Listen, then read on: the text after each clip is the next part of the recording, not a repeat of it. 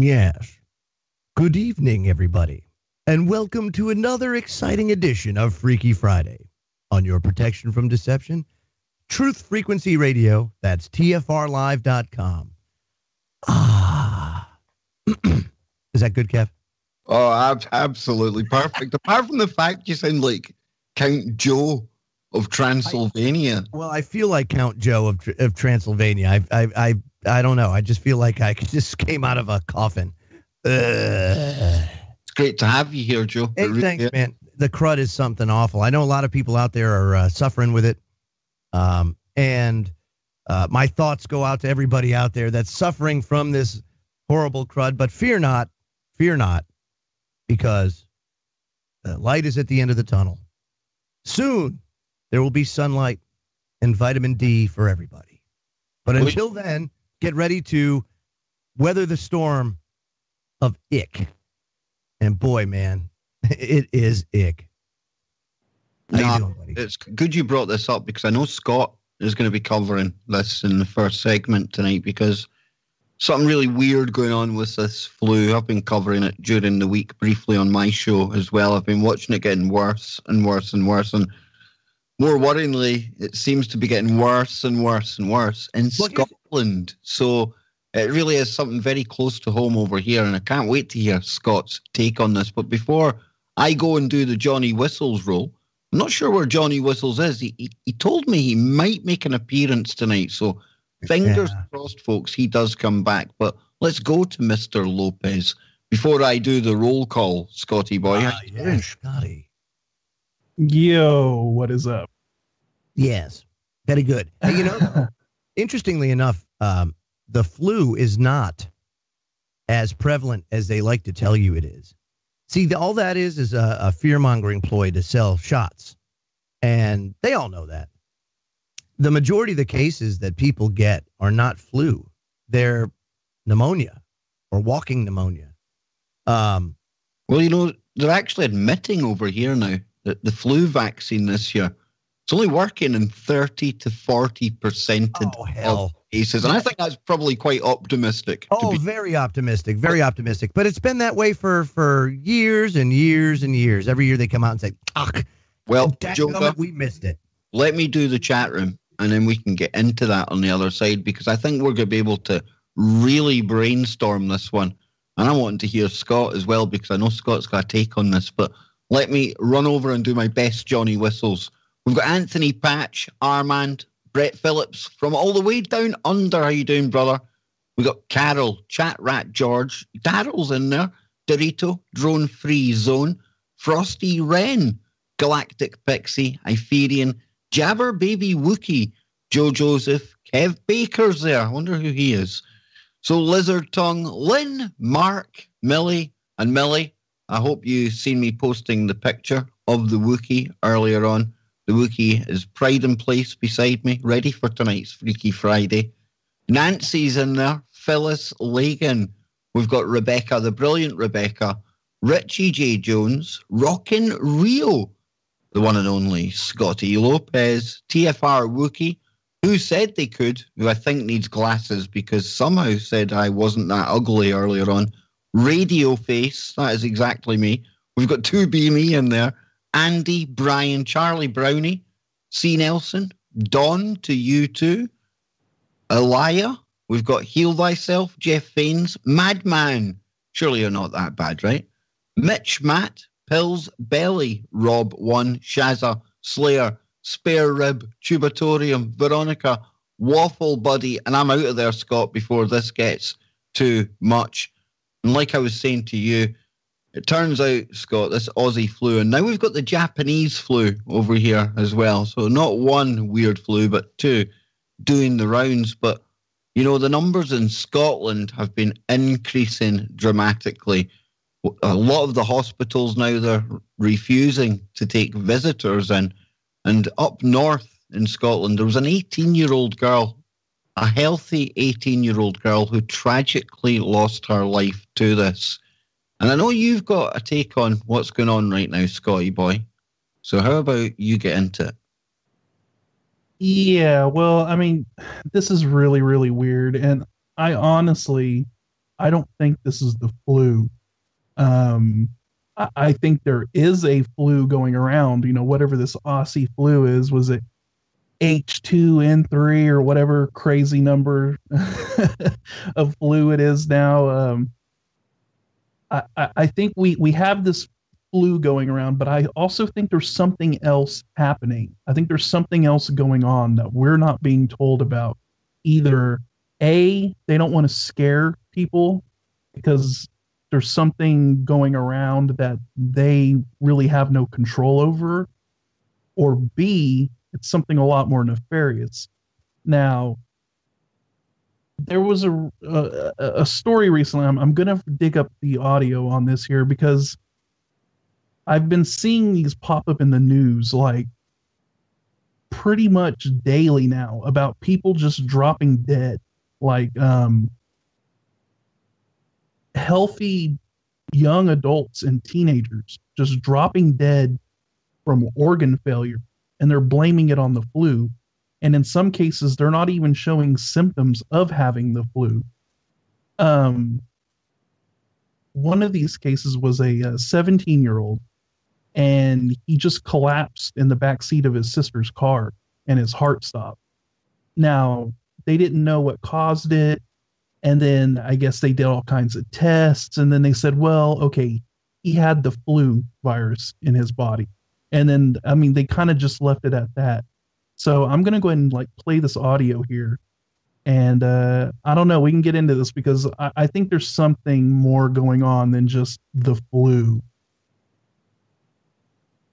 Hold on, I'm waiting for it. Here we go. A West Valley family looking for answers tonight after their 17-year-old son suddenly collapsed and died. Doctors confirmed that he had tested positive for the flu, but did not exhibit any flu-like symptoms. Nicole Garcia joins us live with the story tonight. Nicole. A bit of a mystery. The parents of 17-year-old Jonah Smith say he had no previous medical conditions, nor did he show any major symptoms of the flu. The only thing he complained about was a backache, but that didn't even stop him from going out with friends or going to work. One day, he told his sister he felt sick, and minutes later, his heart stopped beating.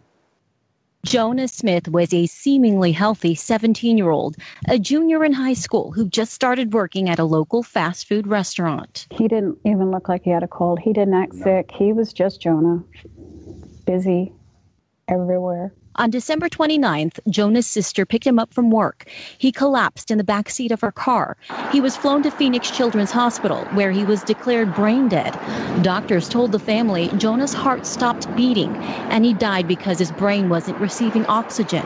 The exact cause of his sudden heart failure remains a mystery. They did toxicology tests. They did, and at one point they thought maybe he had an undiagnosed heart problem. They determined that that wasn't the case. I can't even tell you how many tests they did, but the only thing that they knew for sure was that he had influenza 1A and pneumonia. According to the State Department of Health, typically, influenza nearly always presents with symptoms such as fever, fatigue, sore throat, and body aches. Patients can be infected with the flu virus and be contagious and not know it. It takes 1 to 4 days before developing symptoms. For now, Jonah's family is enduring an agonizing wait for answers. I've already been told we may never know, but the medical examiner results won't be for 6 months, at least 6 months. She does take some comfort in knowing Jonah himself is a miracle that may save several other lives. His family donated his heart, lungs, liver, and kidneys. We did hear that his heart went to an 11-year-old little boy. Now, although we have reported on several possible flu-related deaths this flu season, the county health department says one child has died from the flu this flu season this year confirmed, and 2 other flu-related child deaths are under investigation. The Arizona Department of Health Services does not track adult flu deaths. I'm Nicole Garcia, Fox 10 News. Okay, so we have that, and then I have another story pulled up here, and it's a 21-year-old bodybuilder dies just days after a flu diagnosis. And it says a 21-year-old bodybuilder's family said they were shocked when the healthy young man died within days of being diagnosed with the flu. Kyler Bauman's relatives or warning others about the dangers of influenza after he died of complications from the virus last week at the University of Pittsburgh Medical Center in Pennsylvania. His mom says Kyler was extremely active, often visiting the gym before he became ill. He was into physical fitness. Beverly Bauman told WXPI he was going to school to be a personal trainer. It first became apparent Kyler was sick when he returned home from work with a mild cough. He just kind of laid down and went about his day, and that was the day he was coughing. He said his chest hurts, said his fiancee, Olivia Marciano. Within 48 hours, his health began rapidly declining, according to his family.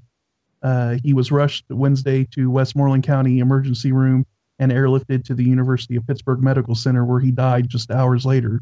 The official cause of death was organ failure due to septic shock from the flu, Kyler's family said. His parents are now urging others to seek medical treatment immediately if they're feeling under the weather. Try and know your body. Don't let these things go, Kyler's dad told Todd Bauman told WXPI. Whenever you have a fever and you have multiple days, don't let it go. Get it taken care of. So, I mean, I don't know. This is really weird. Here, hey, I'm glad you brought this up, Scotty. You realize that everything happens for a reason here at Freaky Friday. Nothing happens by coinkydink. And I'm so glad you did that, because today over on Sheeple, I highlighted the fact that in America, the land of the free, the home of the brave, the place where freedom and democracy effervesces and bubbles over, if you will. Here in America, kids are 70% more likely to die before adulthood than kids in other rich countries. 70% more likely to die. Since you're talking about the flu, I think this is very important, because just like RF poisoning, we don't, because things are so convenient, right? Like smartphones, wireless devices, we don't do the studies. We don't want to know. It's like stick your head in the sand. We don't want to know the detrimental effects of this stuff because it's just so cool and so convenient that we really don't care. And you're a bunch of batshit crazy lunatics if you even question it. Well, the same thing goes here with health. Just like you were talking about with the flu shot and people with the flu and things like that. Children in this country are more prone to die than any other of these rich countries. Here in America, we have the most aggressive vaccine schedule in the world. I think kids, by the time they're 18, have been subject to over 70 vaccines, if you follow the schedule the way it is. Here in the United States, we have a problem with something called sudden infant death syndrome, which, if you put two and two together, and you don't need to be a scientist and wear a lab coat to figure this out, oftentimes it has to do with vaccinations. Children get vaccinations, they go to the pediatrician, next thing you know, they're dead in their crib. It is ignorant of us and irresponsible of us to not look at the problem with blinders. We can't do that. We have to look at it from all sides. Hence the reason why, like over here at Freaky Friday, Kev, what do? Always follow the truth, because the truth is a story, number one. But more importantly, it really does help you understand things without worldviews and without the contamination of personal bias and everything else. So when you look at things here in the United States, you can see that children are subject to a lot of external influences that other nations don't subject their children to. Over in the UK, you guys aren't subjected to the rigorous a vaccination schedule. You guys also outlawed and banned fluoride. You banned BPA. That's one thing that I find the EU and the UK are pretty good at, is there's a lot of public outcry to being poisoned. Yeah. Where here in the United States, it's kind of different. We like being poisoned. We enjoy it. absolutely. And Joe, I want to go back to the point you made earlier about things are always hyped when it comes to these flus. And I'm going to add to what you said there. I'm going to back you up. And I do it with the most I'm doing it as sensitively as I can, because there are people and they have lost their lives. And like I was saying, up north, there's a family grieving losing their 18-year-old daughter. So please don't think I'm making light of the flu overall. But, all of this kind of furore that we're seeing in the mainstream media, all this hype about Aussie flu. I mean, just to give you a number, or the numbers here, this will show you how really it's kind of been blown out of proportion somewhat. The rate of flu in Scotland has again more than doubled over the past week. Weekly figures released by Health Protection Scotland showed an increase in cases from, get this, 46 per 100,000 people in December to 107 per 100,000 people in the last week of January. Now, that's not even 1%, Joe. Oh, yeah, no, absolutely. I have some statistics to back this up. And this is stuff that you won't find advertised on the mainstream media. As a matter of fact, a colleague of ours, and one I highly respect, John Rappaport, did an article 3 years ago on this boggling flu hoax that he says isn't for primetime news. And he starts out his piece by saying, repeat a lie often enough and people believe it. We all know that. But there are millions of people out there who think a public health agency like the CDC, a scientific body, would never engage in nefarious tactics. But those millions of people out there, you're wrong. There's a rule. The most holy, sacred, revered, uncontestable organization hides the biggest secrets. It's a good rule to keep in mind. Major media doesn't apply it, but you can. Okay? There are many propaganda operations surrounding the flu. And we're just going to boil down a few boggling facts. Dr. Peter Doshi, writing in the online British Medical Journal, reveals one monstrosity. As Doshi states, every year, hundreds of thousands of respiratory samples are taken from flu patients in the U.S. and tested in labs. But here's the kicker. Only a small percentage of these samples show the presence of a flu virus. This means most people in America who are diagnosed by doctors with the flu have no flu in their bodies, so they don't have the flu. Therefore, even if you assume the flu vaccine is useful and safe, it couldn't possibly prevent all those flu cases that aren't flu cases. The vaccine couldn't possibly work. The vaccine isn't designed to prevent fake flu unless pigs can fly. Here's the exact quote from Peter Doshi's BMJ review, Influenza, Marketing Vaccines by Marketing Disease. Quote, even the ideal influenza vaccine, matched perfectly to circulating strains of wild influenza and capable of stopping all influenza viruses, can only deal with a small part of the flu problem because most flu appears to have nothing to do with influenza. Every year, hundreds of thousands of respiratory specimens are tested across the U.S. Of those tested, an average of 16% are found to be influenza positive. So it's no wonder so many people feel that flu shots don't work, because for most flus, they can't. Because most diagnosed cases of the flu aren't the flu. So even if you're a true believer in mainstream vaccine theory, you're on the short end of the stick here. They're conning your socks off. In December 2005, the BMJ published another shocking Doshi report, which created tremors through the halls of the Center of Disease Control, where the experts, if you will, used to tell the press that 36,000 people in the U.S. die every year from flu. So here's a quote from Doshi's report. Are U.S. flu deaths figures more PR than science? Listen to this. According to CDC statistics, influenza and pneumonia took out 62,034 lives in 2001. 61,777 of it were attributed to pneumonia, and only 257 to the flu. And in only 18 cases was the flu virus positively identified. So there you have it. You see, the CDC's created one overall strategy that combines both flu and pneumonia deaths. And why do they do this? Because they disingenuously assume that the pneumonia deaths are complications stemming from the flu. But it's an absurd assumption because pneumonia has a number of causes.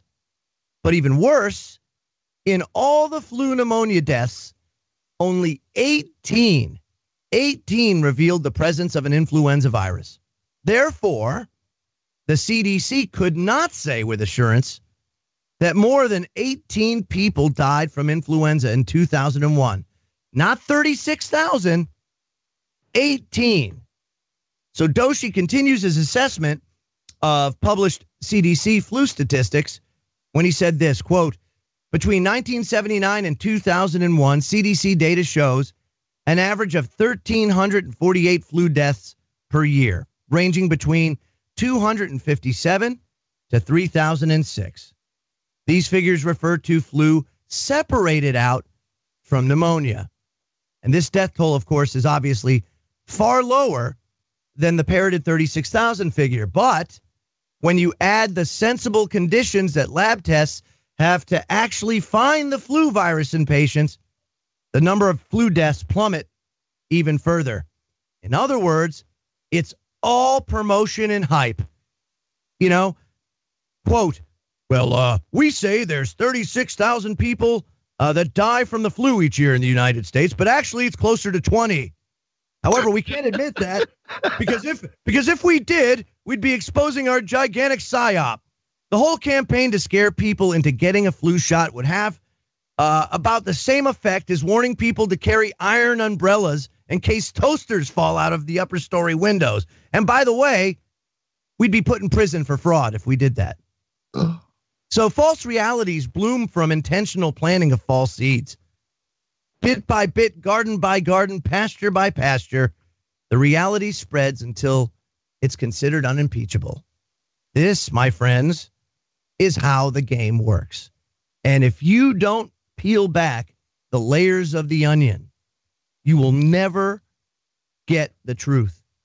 And the truth at the end of the day is the flu shot is nothing but a complete and total scam. It is as snake oil as the snake oil salesmen that wheeled their wagons into the frontier towns of Western America back in the 19th century with their cure-all, Dr. Schmuckatelli's cure-all. So that's what we have. Oh, you're on fire tonight, Joe. You really are. 20 people. Yeah, well, that's it. It's a bit of a difference from 30,000 odd, right? You think? Just a little bit. But, you know, this H3N2 ooga booga, whatever virus is going around, and this kind of plays into what you're saying as well, Scott. You know, I think this is probably the same kind of strain of virus as probably does the rounds every year, but something that's getting different every year is our immune systems are getting weaker and weaker.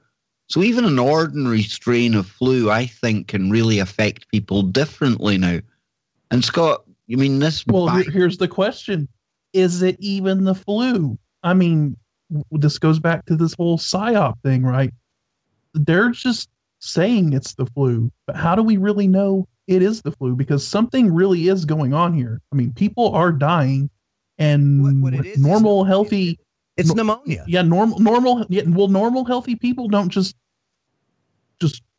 fall over and die of organ failure in 2 days. I mean, there's something weird about this, and yeah, I mean, there is pneumonia. There's like this weird, the weird mystery respiratory illness that's been going around, right? And we've been talking about that for like the past 2 years or so. I mean, I got it about 2 years ago.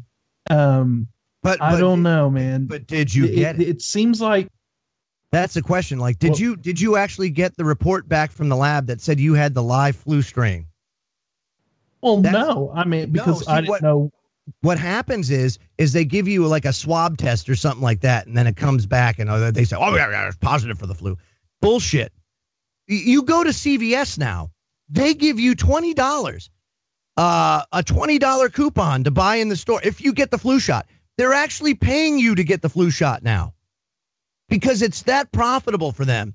They make that much Yeah, money off it that they're willing to say, "I'll give you $20. You come in and get the flu." And whatever I got, I can guarantee it was not the flu because I've never got the flu and felt like that. So Hey, whatever it was something completely different. Birdie in the chat room calls it flu porn. Oh, I like that. That's golden. That is gold. That'll be the title of tonight's show. Flu porn. Flu porn. Yeah. Thank you, Birdie.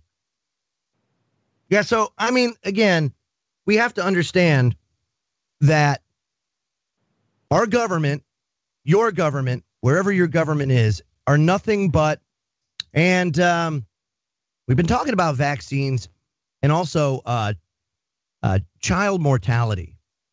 And I think the severity of the child and infant mortality problem we have here in the United States is being sorely understated, and people don't really understand the risks that have sprung up over the last, say, 20 years or so. There's been a real shift in health here in the United States.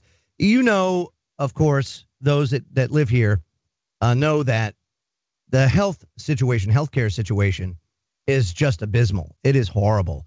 I mean, I know a lot of people over in the UK, you think the National Health Service is crap, and I'm sure it is. Don't get me wrong. But you're not subject to catastrophic costs that arise when your health declines or when you have a life event that causes issues or perhaps a long-term ailment. I can tell you firsthand. I mean, now my wife has had serious health problems since the birth of my youngest daughter. And up until a couple of years ago, from a cost perspective, it was manageable. But now it is unmanageable. And more people are stuck in the middle like me, where you make too much to qualify for any discounts or assistance, but certainly not enough to be able to handle the cost, right? So it's just... people are stuck in that weird mid zone where... It's a mid zone that if it's almost like, why do I even go to work? Why bother? Because people that don't work, between welfare and benefits and everything else, they make about 50 to 60 grand a year when you tally it all up. And anybody that makes more than that, say between 50 and 100, you're in that gray area where, you just can't freaking make ends meet because you're constantly you're not rich enough. Yeah, you're not rich enough to afford it, but you're not poor enough to get the benefits. Exactly right. Exactly right.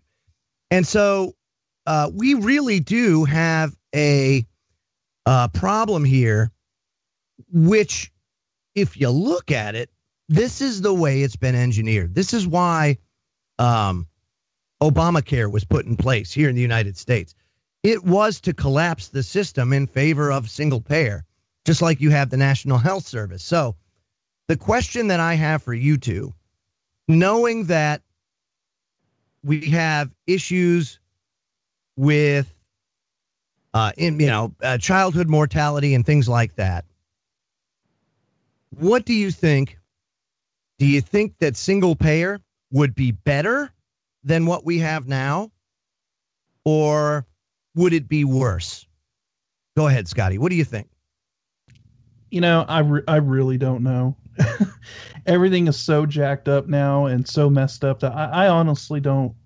I really don't know. I mean, because I'm at a loss for words. I really don't know. I mean, what do you think? Do you think a single payer would actually be better? I mean, so let me look things at it. Things are so screwed up that it just seems like anything they do, there's always going to be something that's going to screw someone over. Well, somebody's always going to be screwed over. Anytime you have a big bureaucratic body like this go and manage something, it's going to end in disaster. It always does. Don't get me wrong. There is not one thing that the federal government hasn't run into the ground. They run everything into the ground. So that is, I think everybody understands that. But what we have here, you have to look at it from a value added perspective, right? So that's the way I look at it. When I start diving into topics like this, I always look at it from a business perspective or a value added perspective. So I will use myself and put my life on a platter before you to give an idea of what I'm talking about. So I get paid bi-monthly, and my portion of my health plan that's not covered by my employer is $457 a pay period. So twice a month, $457. That's just to have the health insurance, right? But as more and more people are coming to find out, each year you get less and less and have to pay more and more. One thing that insurance companies have done, have instituted the out-of-pocket deductible that you have to hit before they even consider covering you for anything. My plan right now, I have to fork the first $2,700 out of pocket, whether it's for prescriptions, whether it's for doctor's visits, anything. The first $2,700 have to come out of my pocket on top of the premium that I pay, which before it used to be you pay a premium, you're covered, whether it be 80/20, whether you pay a copay, whatever. That's not the case anymore. So I pay this egregious amount of money, almost $1,000 every month. And then I'm not covered for the first $2,700. If you're a healthy individual, you're never going to hit that. So you're paying just basically for catastrophic care, but you're paying a mint for catastrophic care. So there's really not much value added there, in my humble opinion. And it's only going to continue to get worse. Now, I look at single payer, and I'm going to use Canada as an example. Up in Canadistan, you can basically, you got your healthcare costs covered. I think vision's covered. I don't know about dental, but they have basically something very similar to the NHS. When you do a side-by-side cost analysis, and in this case, I did it side-by-side. If I lived in Canada, how much would I pay in taxes that would then contribute to single payer? If I put that side-by-side, in America, based on what I pay, I'm only 5% off of what Canada pays. So if I just had to pay 5% more, and I'm not dealing with $2,700 out of pocket first, I'm not dealing with exorbitant prescription costs, then if I do a side-by-side comparison, it would be a better value for me to have a single payer system than it would be with our current system. But that doesn't necessarily mean I want that, because I don't believe in government controlling everything. I certainly don't think that socialism works on a macro scale. I think on a micro scale it works.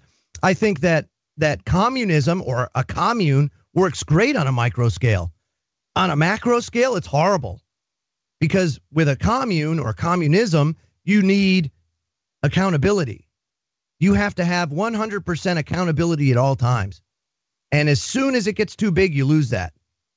And that's where you start going off the rails and it getting out of control.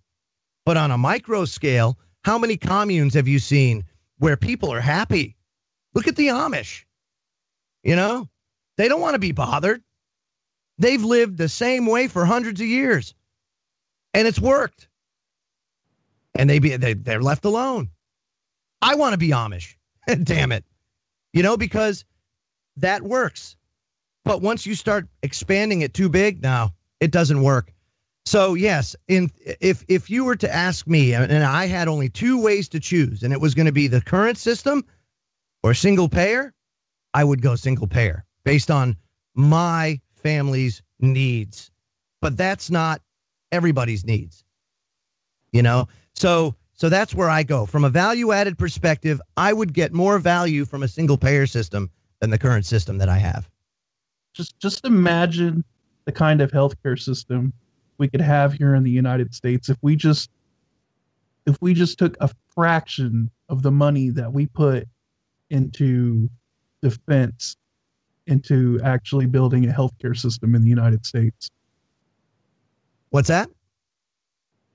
If we just took a fraction of the money that we spend on defense and our military and our excursions around the world, if you just took a fraction of that money and you actually put it into a healthcare system, for the United States, just imagine how great that would be.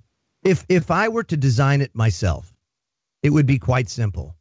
I would have catastrophic coverage only. That's it. That's all you could do. There is no, when you buy a car, does your car insurance cover oil changes? Of course not. It doesn't. You pay out of pocket for that, right? Your standard maintenance, you pay for. And that's the way it should be. There should be no insurance companies managing that kind of crap. It's all baloney. You have catastrophic care to cover emergencies. You pay for everything else out of pocket, and you let the market, you let competition be what drives it. So that's what I would do. And a lot of doctors now are moving away from this insurance structure or architecture, and they're moving to something called a concierge service, which is basically you pay a monthly fee to be a part of the practice. It doesn't go towards your health care. It doesn't go towards your visits, nothing. It is just to be a part of that practice. But what that does is it allows the doctor to spend more time with you because now they can reduce their practice size. Did you know in America, doctors have to see patients? If they go with the standard model of health insurance, on average, they have to have a 2,000 to 3,000 size practice of people, and they have to see a patient just about every 7 minutes. How in the hell can a doctor figure out what's going on with you in 7 minutes? They can't. So what doctors have done is said, okay, look it.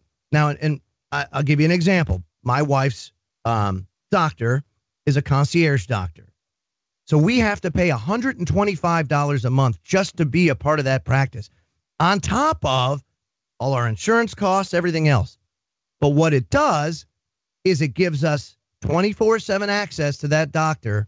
And when she goes, she spends a solid hour with him every time and is able to discuss the issues and get down to what is really ailing her and try to reach a conclusion about it. And we have the time to do it. But it would be so much better for us if I didn't have insurance. You know what I mean? If I could take that $900, $1,000 a month and put it in my pocket and then be able to spend it the way that it should be spent, I could make it go a lot farther. But really, all I'm doing is whoosh, I'm just flushing it down the toilet every month. That's basically or you could actually save that money, and then when you did have to pay for medical costs, you would actually have the money to pay for it. So I'm trying something different this year because I'm trying a different thing. Last year I had something called a health reimbursement account. I don't know if anybody knows what that is, but that basically is your standard fare insurance model. I switched to a health savings account this year. So I'm having the same amount deducted, right? But it goes into a health savings account that I can then, it has a debit card, and I can use it to pay for prescriptions, for medical expenses, for doctor's visits, for concierge fees, for all that stuff. And I'm going to see how that works. Because basically, when I ran the numbers, it should save me about $5,000 a year. Because I can take that $460 a month, or every 2 weeks, and a portion of that gets put in the HSA, and then I can determine where it gets spent. So that's the difference now. I'm trying that one out and trying to feel it out. At the end of the day, there's really no easy way to do it. As long as we rely on these external influences to manage our health care for us, it's going to end up being a huge problem. You know, really what we need to do is get the government out of medicine and get insurance companies out of medicine. They need to be out of medicine, period. And I think if you did that, you would see costs plummet, and you would see the level of care go up, unbelievably. And that's just my personal opinion based on always spending our time at the doctor. Well, anybody out there knows who has a significant other that has major health issues, it's almost untenable these days. You can't, it's unmanageable. You are fighting an uphill battle all the time. It's unbelievable. Whether it's the doctor prescribed this medicine, you go to the pharmacy to fill it, and they say, well, we can't fill it because your insurance company needs to determine whether it's medically necessary. What? The doctor just wrote a freaking prescription for it. I would think if he wrote a prescription that it would be medically necessary. What the hell do we need further justification for than a freaking piece of paper with his freaking signature on it that says here you go? I just don't understand it. But that's what it is. It is just layer after layer after layer of bunkum. And it just gets worse and worse and worse.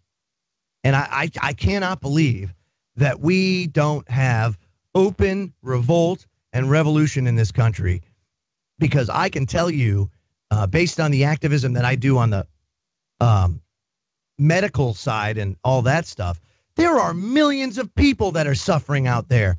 And also, thank you who said they could in the chat room, the doctors too. Jesus have mercy, are they being terrorized? And you know why that is? I'll tell you why. And especially those doctors out there that treat pain patients. Because, of course, you know that the opioid hysteria has just totally and completely got blown out of the water. I mean, it's total and complete hysteria. I did a video last week on 10 other things that more people die of each year, but are not considered epidemics. But they should be if you call the opioid hysteria epidemic. There are much bigger, more serious problems that get swept to the side because it doesn't fit the narrative and the agendas that are being put forth. And I'll tell you why that is. Doctors are normally considered, what would you say, Scotty, pretty well off? I'd say so, right? Yeah.